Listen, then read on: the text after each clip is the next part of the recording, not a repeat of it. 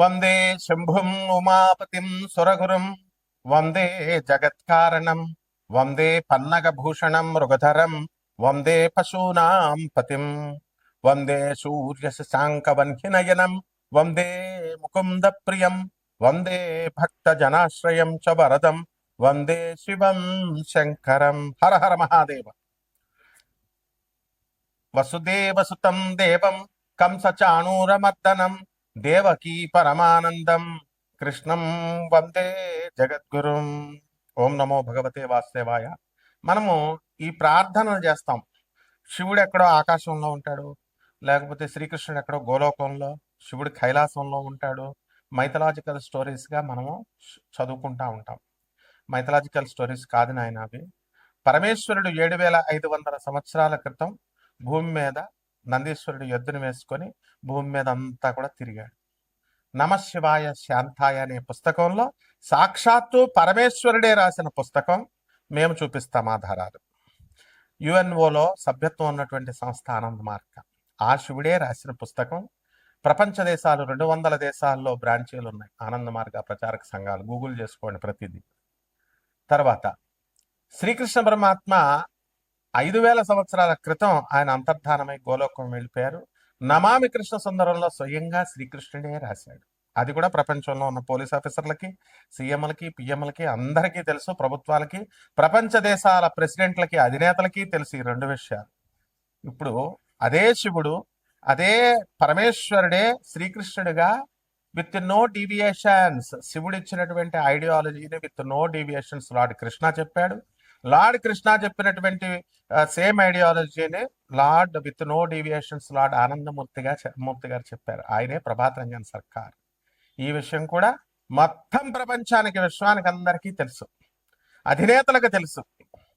తర్వాత ఈ యొక్క ఆయన సాక్షాత్తు శివుడు కాబట్టి ఆయన శంబాలా గ్రామం గురించి చెప్పారు గురువుగారు, ప్రభాత్ రంజన్ సర్కార్ మా గురువుగారు అనమాట. ఆయన ఆనందనగర్లో ఆ రాంచీకి 200 కిలోమీటర్స్ దూరంలో, ఆ తర్వాత బొకారో స్టిల్ సిటీ జంషెడ్పూర్ వెళ్ళే రూట్లో ఆనందనగర్ పురూలియా జిల్లా లో మీరు పురూలియా జిల్లా అని కొట్టేసేయండి, వచ్చేస్తుంది. ఇదే శంబాలా గ్రామం. మరి అయితే ఇది ఏమండి, ఇది శంబాలా గ్రామం అని ఎలా చెప్తారండి? ఆయన శివుడని ఎలా చెప్తారండి? కృష్ణుడు ఎలా అని చెప్తారండి అని రావచ్చు కదా. మొత్తం ప్రపంచం అందరికీ తెలుసు ఆయన చెప్పింది. ద ఫస్ట్ ల్యాండ్, ఇదిగో గూగుల్లో సెర్చ్ చేసుకోండి, to emerge from earth's ocean appeared approximately 3.2 to 3.3 billion years ago. 3.2 billions అంటే మరి ఇన్ని కోట్ల సంవత్సరాల క్రితం ఈ భూభాగం, మొట్టమొదటి భూభాగం ఏర్పడింది. Likely in the Singhbhum region of modern Jharkhand district India, Jharkhand state India. ఇది చరిత్ర చెప్పేది, హిస్టరీ. ఇది మైథాలజీ కాదు, ఇది రామాయణం కల్పితమండి, భాగవతం, మహాకావ్యం ఇవన్నీ కల్పితాలండి, పురాణాలు, కుక్కిట పురాణాలు అలా చెప్పం మనం. హిస్టరీ ఇవన్నీ చరిత్ర నిజాలు చెప్తున్నాం మనం, గూగుల్లో చూసుకోండి. అంటే సింగభూమ్ రీజియన్ అంటారు దాన్ని. అది డెక్కన్ ప్లాటో ఎలా అయితే మనకి హైదరాబాద్, తెలంగాణ రాష్ట్రంలో ఉన్నటువంటి కొన్ని ఊర్లు, అలాగే మహారాష్ట్రలో ముంబై కొన్ని ఊర్లు, అలాగే కర్ణాటకలో కొన్ని ఊర్లు ప్లస్ బెంగళూరు ఎలాగైతే డక్కన పీఠభూమి మీద ఉందో, ఈ సింఘం రీజియన్ అనేటటువంటిది జార్ఖండ్లో మనకి ఇది ఉంది. ఇది మొదట భూభాగం అనే జులాజికల్ సర్వే ఆఫ్ ఇండియా చెప్పింది. ఇదిగో చూడండి, ఎలా geological evidence, studies of sand stones in the Singhbhum creation of India have revealed sign of erosion and weathering, indicating that this land was exposed to the atmosphere, not submerged. ఇది ఎంత ఉండాలమ్మా. మీకు professor Dave అనేటువంటి ఆయన కూడా దీని మీద research చేసి ఆధునిక కాలంలో మొన్న వీడియో ఉంది, యూట్యూబ్లో చూసుకోండి. అంటే మన గురువు గారు సాక్షాత్తు పరమేశ్వరుడే మనకి లార్డ్ కృష్ణగా వచ్చారు, మరి ఆయనే ఆనందమూర్తిగా వచ్చారు. అసలు అప్పులతో బాధపడిపోతున్నాం మనందరం కూడా. పెళ్ళిళ్ళు కావట్లేదండి, ఎంత పెద్ద పోస్టుల్లో ఉన్న వాళ్ళకు కూడా, వాళ్ళ పిల్లలకు కూడా. అలాగే విడాకులు అయిపోతున్నాయండి. తర్వాత ఏమండి, ఆర్థిక బాధలు బాగా ఫ్యాక్టరీస్ నడుపుతున్నాం, మా స్థలాలు అమ్మడవట్లేదు, మా ఫ్యాక్టరీలు అమ్మడవట్లేదు, మా భార్య కొడుతుంది, ఇలా రకాలు ఉన్నాయి. మీకు తెలియదు, నాకు కొత్త కాదు కదా, నాకు అన్ని ఫోన్లు వస్తుంటాయి. భార్య చేత తన్నులు తినేవాళ్ళు ఉన్నారు, ఆ మామగారిని కొట్టే కోడళ్ళు ఉన్నారు, అన్ని రకాలు ఉంటారు. ఎందువలనంటే ఈ మానవుడు అనేటటువంటి వాడు అక్కడ ఆ దేవతలకి రాక్షసులకి మధ్య లక్షణాలు ఉంటాయి. అలాగే మనము మంచోళ్ళు ఉంటారు, చెడ్డోళ్ళు ఉంటారు. కాబట్టి ఇక్కడ ఆ గురువు గారు అయినటువంటి ప్రభాత్ రంజన్ సర్కార్ మన గురువు గారు 1993లో నోబెల్ ప్రైజ్ నే ఇప్పించారు. ఆయన ప్రగతిశీల ప్రయోజక తత్వం అని ఒక తత్వం ఇచ్చారు. ప్రౌట్ అని ప్రోగ్రెస్ యూటిలైజేషన్ థియరీ అని. ఆ థియరీని పట్టుకొని ప్రొఫెసర్ డాక్టర్ రవి భాత్రా అని గూగుల్ చేసి చూసుకోండి, వికీపీడియా చూడండి ఆయనది. మై ఇన్ఫ్లుయెన్స్ పిఆర్ సర్కార్ అని ఉంటుంది. And PROUT progress utilization theory మీద ఇచ్చారు, ఆయన రీసెర్చ్ చేశాడు, నోబెల్ ప్రైజ్ వచ్చింది. అంటే ట్రంప్ దేశాధ్యక్షుడయ్యండి, అమెరికా అగ్రరాజ్యంగా చెప్పుకుంటున్న ఆయన నాకు నోబెల్ ప్రైజ్ ఇవ్వంటారా బాబు అంటే నోబెల్ ప్రైజ్ రాలేదు, ఆయనకి ఎవరు ఇవ్వలేదు. కానీ మన గురువు గారు నోబెల్ ప్రైజ్ అవలేలగా తన శిష్యుడైనటువంటి, మేము చూసాం డాక్టర్ రవి భాత్ర, ఇప్పుడు కూడా 90 years ఉంది, Texas south Methodist university professor, అతను రిటైర్డ్ అయ్యాడు. ఆయన ఈ నోబెల్ ప్రైజ్ విన్న తెచ్చుకున్నాడు. కాబట్టి మనందరం కూడా తెచ్చుకోవచ్చు ఆ యొక్క ఫిలాసఫీ మీద వర్క్ చేసి. ఇంకా ఎన్నో ఫిలాసఫీస్ ఇచ్చారు. ఫస్ట్ ఒకటి చెప్తాను. కాబట్టి మీ సమస్యల పెద్ద సమస్యలు కాదు, ఇది గుర్తుపెట్టుకోండి. నెంబర్ 1. నెంబర్ 2, సాక్షాత్తు దేవుడు ఎక్కడో లేడు, మనకి దేవుడు మన మధ్య ఉన్నాడు, స్పిరిట్ గా, హోలీ స్పిరిట్ గా మన మధ్య ఉన్నాడు. ఇది ప్రగాఢంగా మీరు నమ్మాలి. నమ్మకుండా మీకు వేరే ఆల్టర్నేటివ్ లేదు. కృష్ణుడు మధురలోనే పుట్టాడు, కృష్ణుడు బర్సానాలో రాధమ్మ పుట్టింది, అయోధ్యలో రాముడు పుట్టాడు.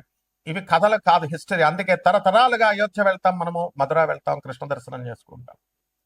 కాబట్టి ఆఫ్టర్ ఆల్ ఈ సమస్యలు మా ఒక సమస్యలా మనకి? సాక్షాత్తు పరమేశ్వరుడే మన భూమి మీద మృత్యులోకం, మనం చచ్చిపోతాం. మనం చచ్చిపోయి తుమ్ముకు ఒక చావు, ఒక తుమ్ము గట్టిగా రాకపోతే చచ్చిపోతాం. ఒక్క నిమిషము హార్ట్ సరిగ్గా పనిచేయకపోతే చచ్చిపోతాం. ఇలాంటి తుచ్చమైన మరణం ఉన్నాడు. మోక్షాన్ని ఇవ్వగలిగేటటువంటి గురువు ప్రభాత్ రంజన్ సర్కార్ ఆనందమూర్తి గారు. ఆయన మనకు వెళ్ళిపోతూ కలియుగంలో ఒక మంత్రం ఇచ్చారు, బాబా నామ్ కేవలం అని. ఈ మంత్ర జపం ఎంత జాగ్రత్తగా చేసుకోండి. నేను చెప్పేది వరల్డ్ ఫ్యాక్ట్. కాబట్టి వారు ప్రధానమంత్రులు, రాష్ట్రపతులు, ఎంపీలు, ఎమ్మెల్యేలు, ఐపీఎస్ ఆఫీసర్లు, ఐఏఎస్ ఆఫీసర్లు, చదువుకున్నటువంటి వాళ్ళందరికీ తెలుసు. జమాల్పూర్లో ఆయన బీహార్లో జన్మించి ఆనంద్ మార్గ్ ఆశ్రమాన్ని ఇప్పుడు ప్రపంచ దేశాలన్నీ ఉన్నాయి, చూసుకోండి.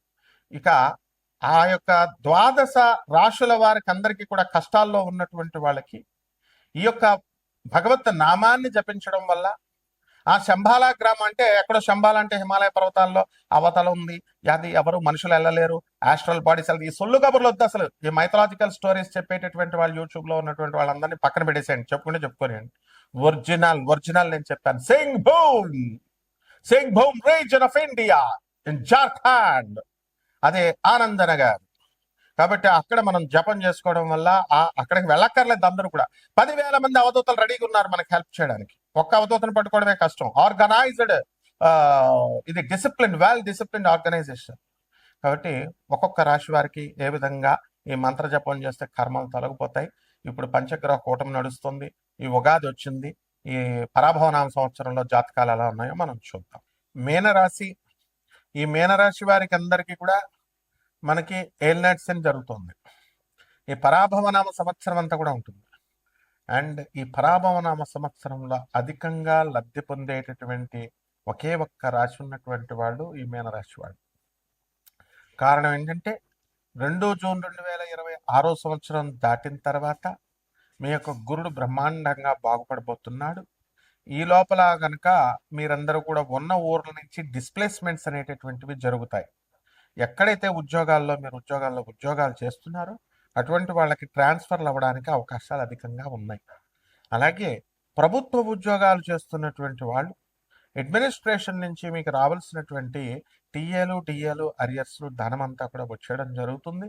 అదేవిధంగా ఏమైనా 1 టైం లైఫ్ సెటిల్మెంట్తో మీకు అందరికీ కూడా పెన్షనర్స్ కూడా మీకు గవర్నమెంట్ మీకు ఇచ్చేయడం అనేటటువంటిది జరుగుతుంది.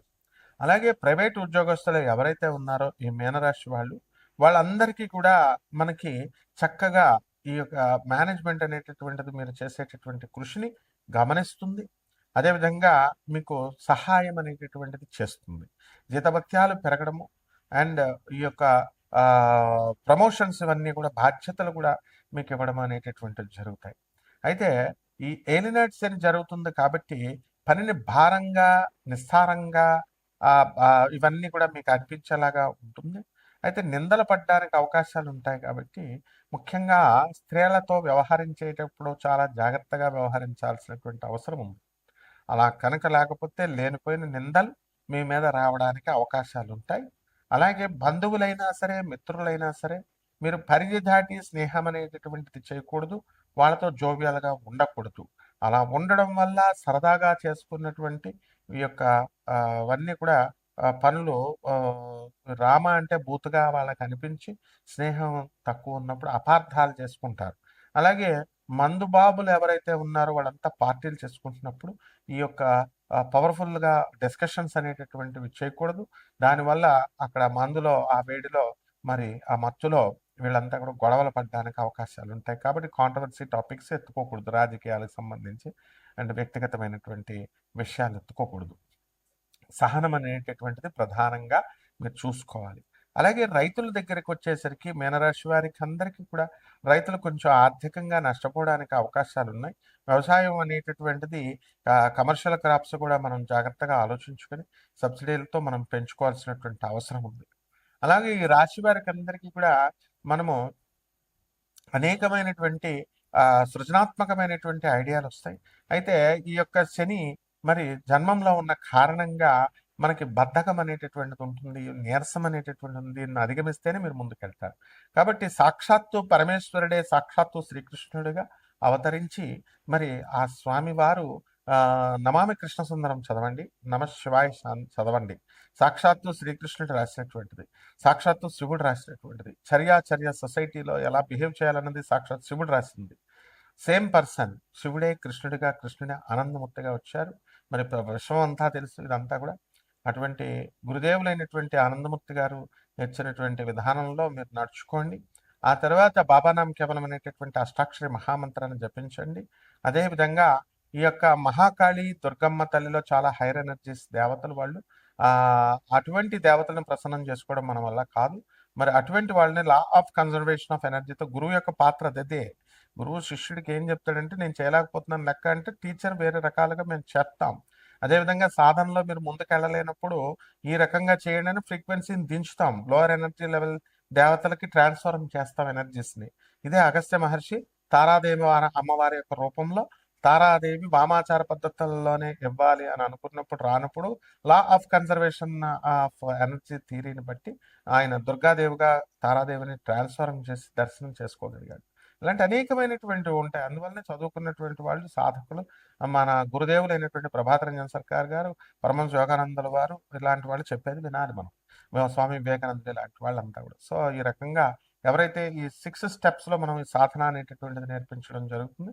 ఎవరైతే ఇంట్రెస్టెడ్ పర్సన్స్ ఉన్నారో అటువంటి వాళ్ళు సీరియస్‌గా ఇంట్రెస్టెడ్ పర్సన్స్ మాత్రమే నాకు కాల్ చేయండి. తప్పకుండా మేము హెల్ప్ చేస్తాం. శుభమస్తు.